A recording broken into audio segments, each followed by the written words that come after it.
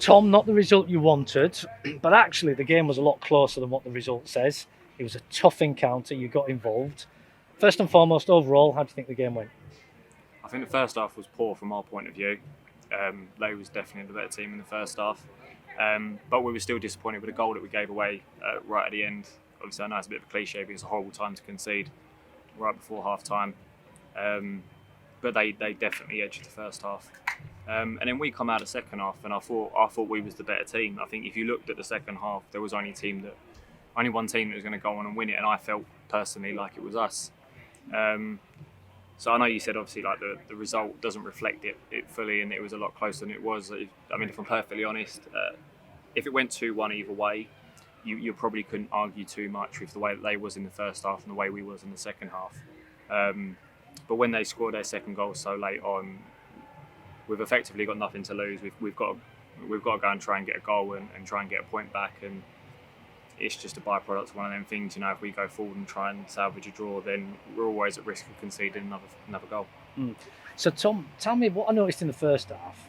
The tactics were the same from both teams, where we had Akinola down this side getting the best of the left back. We had Dartford hitting you again. Leonard, he was electric, wasn't he, trying to get around the back. What was that like for you as a fullback? How did you manage to deal with that? Because second half, you sort of kept him under control. Yeah, it was. I mean, he's a very good player. And we had a conversation at half time, and they played a 4-3-3, but it was kind of a lopsided 4-3-3, in the sense that they had two people through the middle and one out right. I mean, we'd worked on stuff that we'd seen them doing pre-season, and we know it's always not a risk, but it's always one of the things they can play completely different on the day, and they did. From what we saw in pre-season, they like to get the fullbacks pushed up high, and it just wasn't one of them things that they didn't do that. So, you know, we had a bit of a chat, me and Chris, at half time, and you know, we tried to work out the best way to deal with it. And you know, I needed to be narrow to help the centre halves with the two strikers, but then you know, you've also got when he's so far out wide on the right, it can make it difficult when you've got a lot of ground to cover.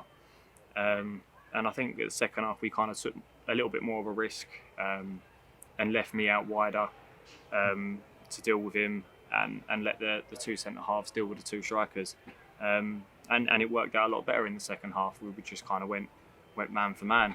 But I mean, that's going to happen in all the games when we play against good teams. They're always going to try and do things to unsettle each other, and you know, I'm just glad that we eventually tactically got to grips with it, because I see that as a positive from all the boys. You know, it worked out well second half, and like I said, I thought we was a better team in the second half, but it's not always the better team that gets the right result. No, and you say we went down 1-0 on the 46th minute. That's a bit of a blow going into half time, but the second half, as you say, you were much better.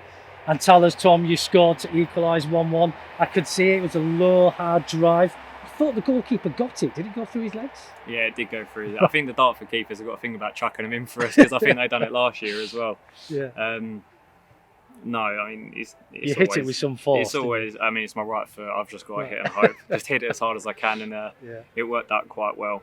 But yeah, I mean, it's always nice to score, and I mean, I don't think it's going to be often that I'm top goal scorer for the season so far. So I'll take it. But I mean, hopefully Sean and Mitch and Zane and that score a lot more and don't rely on me to score the goals. You got him out of jail at that point, didn't you? And just finally, then fans back. You celebrated that goal with some great gust. Yeah, I mean, it's amazing. Last year, it was good in the sense that we got to play football, because it was horrible the times when we wasn't allowed to play football and we was in lockdown. So from a team's point of view, we love being able to come back and play football. But I mean, even both sets of fans, their fans were brilliant as well. Their fans were so loud, and you know, credit to them. They supported them the whole way. They gave MJ plenty of stick, they gave me plenty of stick, and you know, that's always expected. But it's just so nice to have fans back in. It brings back some sort of normality. It's nice to see a lot of familiar faces coming back in, and you know, my kids are allowed to come back and watch. And I mean, I'm glad that once my oldest asks, you know, did you score today, I can actually say yes for once. Absolutely. but yeah, just long may it continue. Hopefully this is it now. We have the fans back permanently, and they can keep coming back and supporting us, because it's massively vital for us. Brilliant. Tom, captain for the day, top man. Thank you. No worries. Catch up soon.